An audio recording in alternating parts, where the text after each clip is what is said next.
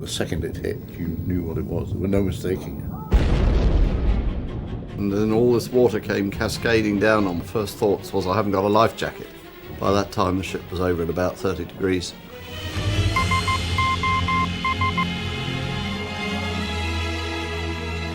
The whole thing went right over and tipped over on its keel. You know, there's a limit to what you can stand under those conditions.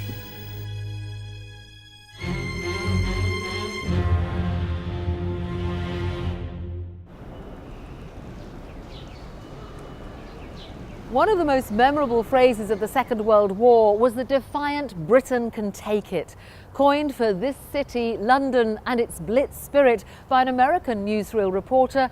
It quickly became a motto of national defiance. But perhaps among Britain's people, none had to stand and take it more than those remembered here at the Merchant Navy Memorial.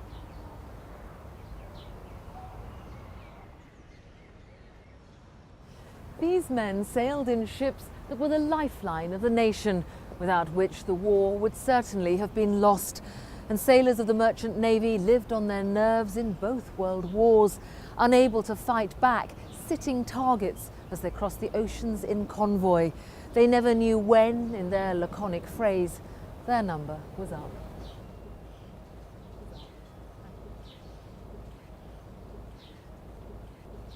And when it was, their ordeal might only just be beginning, as the order came: abandon ship.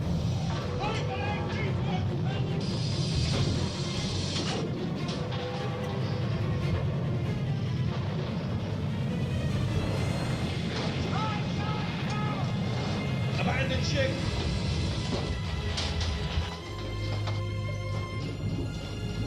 You can imagine the circumstances in which that order has been given. Usually the vessel has sustained some sort of significant damage, usually as a result of a mine, a torpedo or other form of enemy action. Now what that explosion is going to do to a ship is you're going to get individuals who are perhaps thrown out of bed. You're going to get the lights going off, you're going to get door frames buckling, you're going to get a ship in confusion, possibly beginning to lurch over to one side as she begins to settle. You have a crew initially which is dazed and confused and wondering what's actually happening. The people on the bridge who are giving the order to abandon ship, they're apprised of the situation, they know what's going on. But for guys who are perhaps trapped in the engine room, they don't know what they're up against. They don't know how long potentially the ship has got left before it actually founders. So once you'd abandoned your ship, wearing a life jacket just like this if you'd had time to put one on, then this is the type of lifeboat that would have been your route to survival. A whaler, a classic lifeboat of both world wars, intended to accommodate around 19 people. Usually it had no engine, but was moved by sails, if they and the mast had survived the launching, and by oars like these. It was strong, but hugely heavy to move. The first thing you've got to do is you've got to get away from the ship, because not only is that ship potentially going to explode depending on the cargo that she's carrying, and if you're dealing with an oil tanker which is on fire, getting away from the side of an oil tanker with burning oil on the surface of the water, that's a deadly situation in its own right. You've also got to get away further from the ship, no matter what it's carrying, because of the danger of suction. And of course then in the hours following, you've got a battle for survival that begins, potentially a long-term battle for survival. That battle may last a few hours, it may last a few days, or it may stretch into a month or more, with crews trying to survive on meagre lifeboat rations. Long-term survival in a lifeboat is a difficult thing. And of course that's also brings us to issues such as the morale of crews, because it takes a lot for individuals to carry on surviving and fighting towards survival in the midst of so many challenges which can beset them.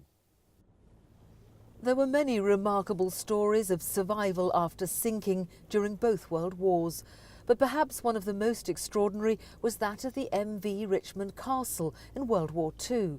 After her sinking by a German submarine, 3 lifeboats got away. One of them was to complete an epic voyage.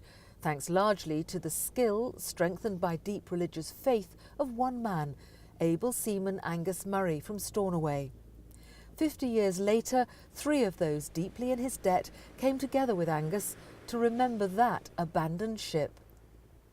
I heard this terrific, it was a sort of thud, and it took some seconds, I suppose, for it to sink in, and then all this water came cascading down on one, and you realised what had happened. It was down in the cabin.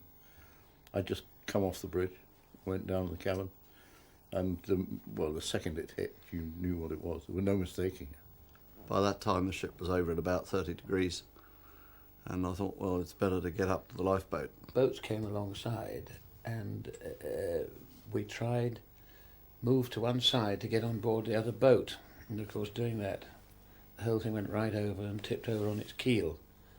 And that's, as Angus said, we then had this problem of righting the boat, which you do by getting on the keel and hanging on to the ropes going around it, swinging backwards and forwards, which is extremely difficult with a heavy lifeboat. By then it had lost the oars, the mast, the sails, and all the water. There were plug hatches floating about, and on one of those there was a case of tongue. That's right, yes. Tongue or bully beef, one or two. Tongue, I think tongue, was. yes, yeah. And we got that off, but we weren't able to eat that for very long. In fact, we got 2 canisters from the last. We later on managed to pinch another one. But that was the total water that we had for the whole 18 of us. Well, we made a sail, you see. Was it not with blankets you made it? Well, I helped it different. The blanket, I had joined the blankets together. But I was very confident when I got the sail going and running before the wind. But it's surprising, you know, what you can do if you have a certain knowledge of how to manage a boat. And Angus was there, calm, cool and collected, never raised his voice, always a pleasant word, sailed the ship day and night, 500 miles in 9 days, which I think with 2 blankets was quite an incredible feat. I can remember seeing these seas, which I think were 40 foot, they must have been 30 to 40 foot green and That's right. curling at the top. And they were, you could see these things coming, or this one coming really, because that was the horizon, this sea. And I thought that we should never get through this. And my memory is of Angus sitting there, calm and very quiet. And he at that time, I'm sorry about this, but I remember it very vividly. Saved a lot. I'm sure of it. It hadn't been for Angus. He saved our life. He did. No doubt. It's a memory I shall never forget. Thank you, Angus.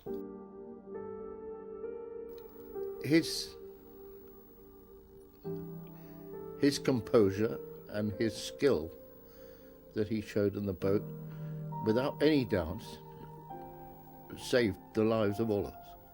No doubt. we got on very well, helping one another, trying to make the best of it. So finally we were picked up off the coast of Ireland. Oh, it was a great experience, right enough.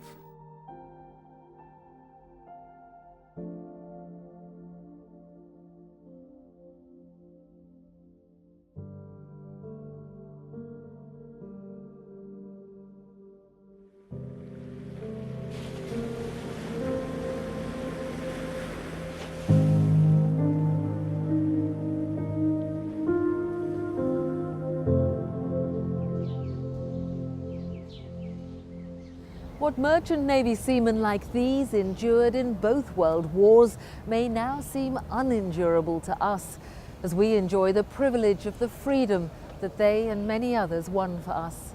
And every second of every voyage, they lived on their nerves, and clung on to courage. When the worst happened and they abandoned ship, they had to summon deep reserves of fortitude simply to survive. But their service strikes home the message of Kipling's poem, Big Steamers. The bread that you eat and the biscuits you nibble, the sweets that you suck and the joints that you carve, they are brought to you daily by all us big steamers. And if anyone hinders our coming, you'll starve. And we would have.